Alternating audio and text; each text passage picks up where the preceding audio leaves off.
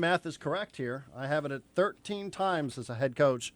Steve Fisher leading a team into the NCAA tournament, fifth straight year with the Aztecs.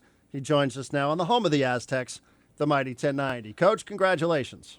Hi, Darren. Thank you very much. We're tremendously excited to be part of the field and anxious to go and play well up in Spokane. Does that sound right? 13 times as a head coach?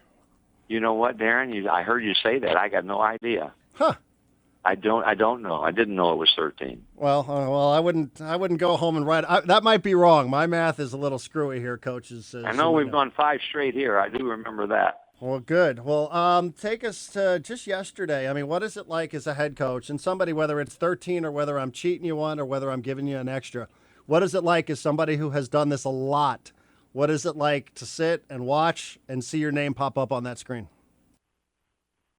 Every year, Darren, that we've been in the field, I have gotten goosebumps as they play the theme song for the March Madness, and they show the collage of past years and different players, and I have seen some of our former teams in that collage, and you just get so full of pride that you are in the field. That never, ever, ever gets old. And as I told our players before we went out, if they don't have that feeling, then something's wrong. But they all did. And it reminded them that this is a privilege to be a part of. You earn your way in, but it's not a divine right just because you've been there before that you're going to get in. You earn your way in and be so excited as your name comes up. Don't get caught up in seeds and where you go and who you play. But be so excited and retrace your journey to what you did to help your team get there. It really is a nice reward, I think, for the programs that have just gone through an entire season of 30-odd games and usually a conference tournament, whether you win, whether you lose. It really is a nice break and a nice battery charge there to have that moment before you actually go out and do it again coming up this Thursday or in a lot of other teams' chances or in a lot of other teams like Friday. No question, it is. It really is. And, you know, we've been one of those teams in the past when we've gotten in where we've been on the bubble, so we've not been quite as confident, so we didn't have a session where we're going to have everybody come in and see if we didn't make it the disappointment. But again, yesterday we had it in VA House, and we had a wonderful turnout of fans, and it was a really neat, special moment for all of us to share that with our fans and see the excitement from everyone as our name was called in that West region. We're talking to Steve Fisher, the head coach at San Diego State, Aztecs, New Mexico State. When you saw your name pop up there, you told us how thrilling it was. Now that you've had a night to sleep on it, you've had a night to think about it. What do you think about being a 4 seed in Spokane, and what do you think about your opponent? I said you don't get too caught up in the seeds. We were seated right about where I thought we would. I hoped we would go no lower than a 4. I thought we had maybe an outside chance at a 3, but I'm really excited that we're staying in the West, so that if we can find a way to win 2 games, we'll come back and be able to play in Anaheim just up the road from where we are.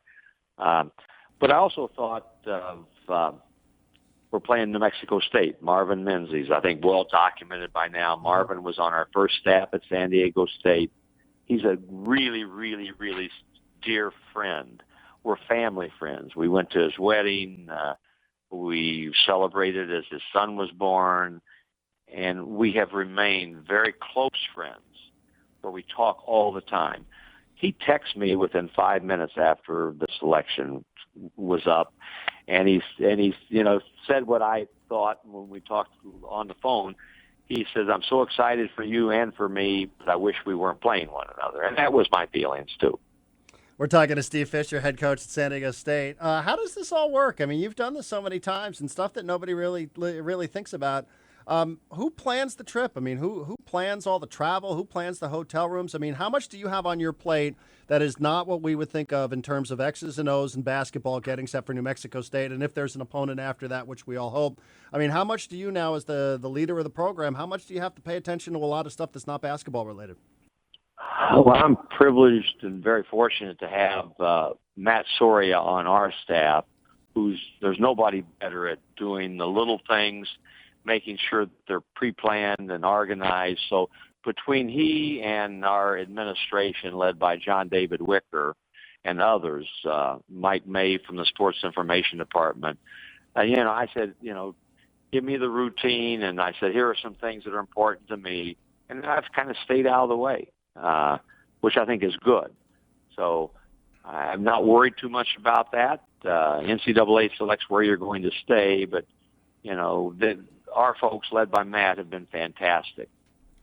You mentioned Spokane, and subsequently there after this weekend, if you guys advance through, there will be Anaheim waiting for you, a familiar venue. It's where you guys ended up a few years back. Did you have a sense? I mean, did you feel good? Not just about seeding, but did you feel good about staying on the West, staying in Spokane, ultimately being in the West region there with Anaheim at the end? I mean, did you feel comfortable about that when you went into the weekend at the Mountain West Conference tournament?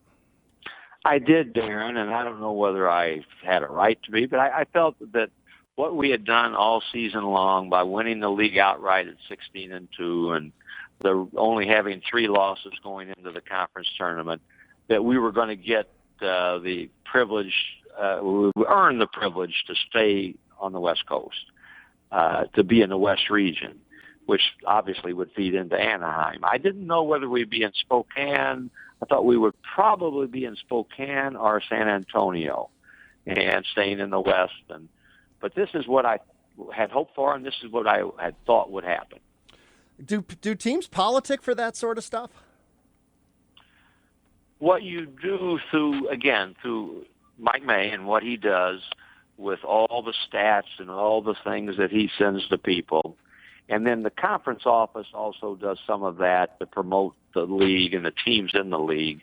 I don't. I think Jim Sturk, our AD, is friends with a lot of the ADs and the ones that are on the selection committee. And I'm good friends with Ron Wellman, who's the AD at Wake Forest. He tried to hire me a long time ago to Illinois State when he was the AD there. I didn't try to take advantage to try to call him in politic. I just counted on the folks here giving everybody the information that was needed to make everybody aware of who we are and what we've done. What can you tell us about New Mexico State as a team? I think by now most of your fan base, most people in town who are rooting for you guys, affiliated or otherwise, probably know that they have a little bit of size. What can you tell us? How much work have you already done on New Mexico State as a staff? Today's world, within 20 minutes after our name popped up, when I came back to the office, we had like 10 tapes on them. We already had a cut tape that I could look at on what they do most efficiently. Our guys already knew that, and I went home and watched 3.5 game films last night, and I watched the least amount of any of our staff. So they're big. You made reference to that. They're big. They've got the 7'5", 350-pounder who's good, and he knows how to play. And I watched as they throw that ball inside. They're like us. They make more free throws than their opponents have shot, but they're more than just an inside attack team. Marvin has done a really great job with that club. So we have to defend them inside first. But they're good on the perimeter also, and they move the ball exceptionally well and have a game plan. They know what they want to do. First things first, though, they do want to throw it in. So we got to defend the post, and we got to rebound that ball. How do you defend a guy who's 7'5" tall? Well, we got to try to beat him to the spot and not let him shove us off the spot, and then guard the ball hard to make it a little more difficult for them to just come down and have him reach up and throw it to him. But it's challenging. It is. And as this season has gone on, towards the end of the season, he's become much more aggressive with his wanting the ball and his shots. So he's a handful, as 7'5" would indicate. But they got another 6'9", 6'10" guy on the other block, and he looks small by comparison. There are 2 posts there, they have those 2 post guys, and if they can't get it to one, they throw it to the other one. Well, would you say that their 7'5" player, is he more of a concern for you guys offensively or defensively? A little bit of both. I believe he's going to break. I know he's broken the New Mexico State shot block record. Set one last year, broke his own record this year, and he does a good job of moving his feet. He's got good timing and doesn't foul when you come in there. He's not a guy that's going to have a 40-inch vertical, but on his tiptoes, he's probably 11 feet tall when he extends up. So he does a good job of kind of what Skyler does with a little more flair, blocking shots and making it hard for you to get shots at the rim. He's Patrick Ewing. I watched that documentary last night on the Big East. He's like Ewing. He's just going to knock everything out of the paint if you throw it up there. He has done that, yes. That's a little bit like how he is. Coach, how did you sleep on Saturday night after that game? I was a spectator just watching it on the couch, and I'll tell you, that was exhausting to watch.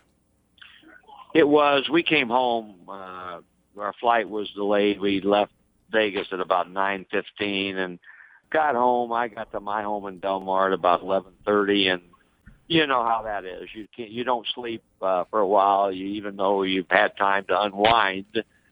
So when I finally got to bed, I slept okay. Then I was still replaying and thinking about maybe what we could have done, I could have done to help us find a way to win that game, but it didn't happen.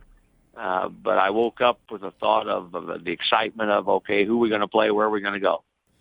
You played New Mexico 10 times. I'm telling you, you might be splitting at 5-5, huh? I mean, it just seems like you guys line up again and you play for a fourth time. And, I probably would think you guys would win that one.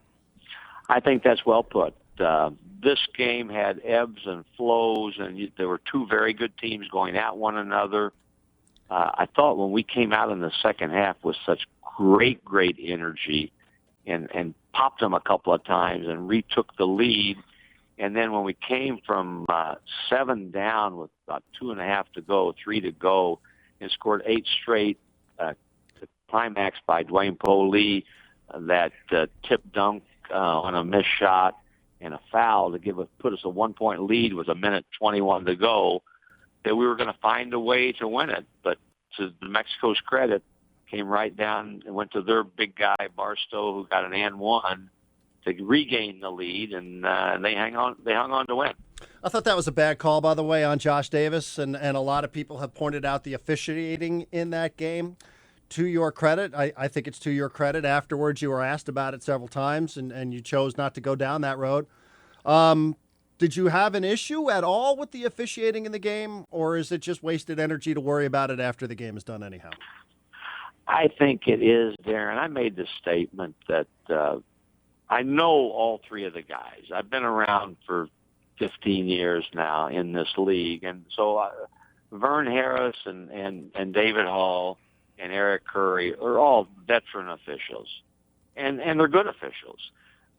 Obviously, you're not going to agree with calls that the 50-50 calls that don't go your way. So I complained. I thought that, New Mexico has a way of, especially Williams and Neal, the coach's son, when they shoot a ball and you're close, they fall down. Mm-hmm. And we got called for 2 fouls, fouling the 3-point shooter. We haven't had that happen very much all season. It happened twice in one game. So, I'm carping on that. And then, Polee fell down right at the end of the game, and I'm up complaining. But these are 3 good refs, and I think if I start saying they didn't do this, they didn't do that, then I'm not being fair to them because they, for the most part, did a really good job calling the game. I also think, Coach, that there's something to be said, too. The 3 games in 3 nights, I know that they're 19 and 20-year-old kids, but, 3 games in 3 nights is not always it's not always conducive to the best-looking basketball that you might be able to find during the course of a college basketball season. No question about that. And you would have thought we would have had a bit of an advantage because we played before New Mexico did. Right. They could not have gotten back to their hotel much before midnight, 12:30, and had to have a turnaround to play at 3 o'clock. But that's the job description. You have to be ready. No excuses. Nobody wants to hear anything other than, did you win? And so the adrenaline and excitement for young kids, it's going to be there. Your legs might not quite be where the spirit and the mind are, but you have to find a way. And I think if you watch that game as an unbiased observer, you'd say, boy, two really good teams.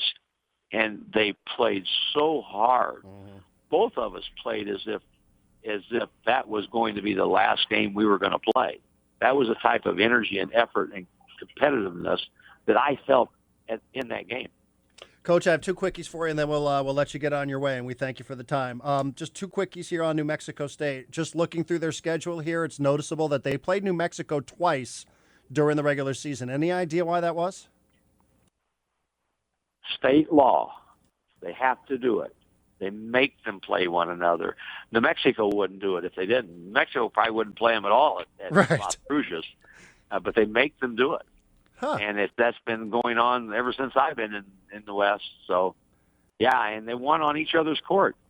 New Mexico won in Las Cruces, and State won in Albuquerque. And lastly, we're having Eric Sanders come on at about 1:35 or so this afternoon. What do you think he knows about you that he's talking about inside of the coach's room there?